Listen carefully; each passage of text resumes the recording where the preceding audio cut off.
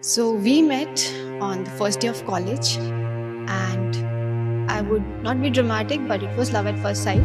Captain Anshuman Singh, Army Medical Corps, 26वीं battalion, Punjab regiment, मरणोपरा।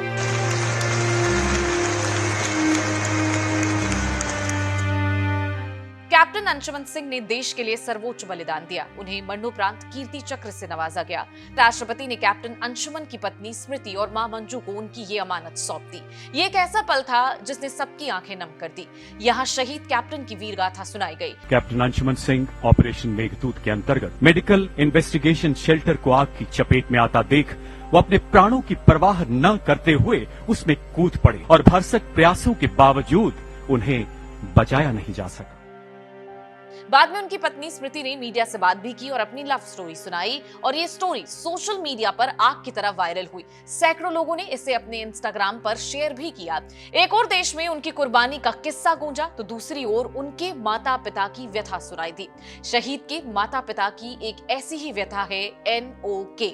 Siachen में पिछले साल 19 जुलाई को शहीद हुए कैप्टन अंशुमन के माता पिता ने आर्मी में NOK का मापदंड बदलने की मांग कर दी है।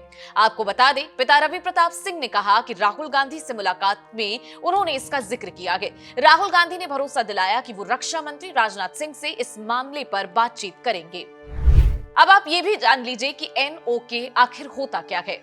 NOK का फुल फॉर्म होता है नेक्स्ट टू किन, यानी कि निकटतम परिजन। किसी भी नौकरी या सेवा में ये सबसे पहले दर्ज किया जाता है।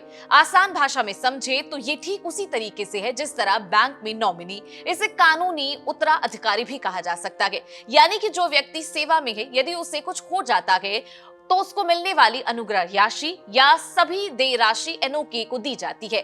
आर्मी में जब भर्ती होने वाला जवान या अफसर सेवा में जाता है तो उसके माता पिता या अभिभावक का नाम NOK में दर्ज हो जाता है। जब उस कैडेट या अफसर की शादी हो जाती है तो विवाह और यूनिट भाग 2 के आदेशों के तहत उस व्यक्ति के नजदीकी परिजनों में माता पिता की बजाय उसकी जीवन साथी या ये कहें उनकी पत्नी या पति का नाम दर्ज कर दिया जाता है। NOK का दर्ज होना क्यों जरूरी? सेना में प्रशिक्षण या सेवा काल के दौरान अगर कोई आपात स्थिति बनती है तो संबंधित यूनिट की यह जिम्मेदारी होती है कि वो NOK को सूचित कर दे। यदि इलाज के दौरान अनहोनी हो जाती है तो सबसे पहले NOK को इसकी जानकारी देनी होती है। शहीद को मिलने वाला सम्मान और देय राशि का भुगतान भी निकटतम परिजन यानी कि जीवन साथी का ही होता है। शहीद के माता पिता ने क्या कहा? कैप्टन अंशुमन के पिता रवि प्रताप सिंह ने कहा कि NOK को लेकर जो तय मापदंड है वो ठीक नहीं है। मैं रक्षा मंत्री को भी इसके बारे में अवगत करा चुका हूं। उन्होंने बताया कि अंशुमन की पत्नी अब हमारे साथ नहीं रहती। क्यों नहीं रहती इसका कारण उन्होंने आज तक नहीं बताया। 5 महीनों की शादी थी, कोई बच्चा भी नहीं था।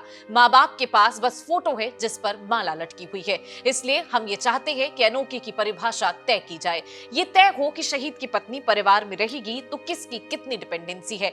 राहुल गांधी से भी मैंने ये मांग की थी। उन्होंने आश्वासन दिया है कि मैं राजनाथ सिंह से बातचीत करूंगा। शहीद कैप्टन की मां मंजू ने कहा कि मेरे साथ जो होना था वो हो गया, लेकिन आगे किसी और के साथ ऐसा नहीं होना चाहिए।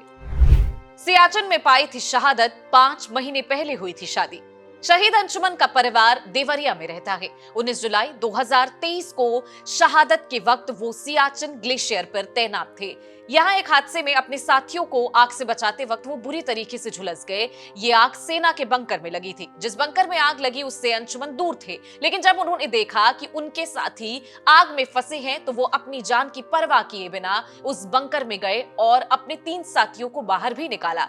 बुरी तरह से झुलसे होने की वजह से अंशुमन सिंह को एयरलिफ्ट करके इलाज के लिए चंडीगढ़ लाया गया, लेकिन उन्हें बचाया नहीं जा सका। 5 महीने पहले ही अंशुमन की पेशे से इंजीनियर स्मृति सिंह से शादी हुई थी। वो नोएडा में एक मल्टीनेशनल कंपनी में काम करती हैं। सेना की मेडिकल कोर में थे captain Anshuman. Captain Anshuman Singh military की मेडिकल कोर में शामिल थे। शहीद कैप्टन अंशुमन की पत्नी ने बताया कि उनकी मुलाकात इंजीनियरिंग कॉलेज में हुई थी। बाद में उनका चयन पुणे के आर्म्ड फोर्स मेडिकल कॉलेज में हो गया।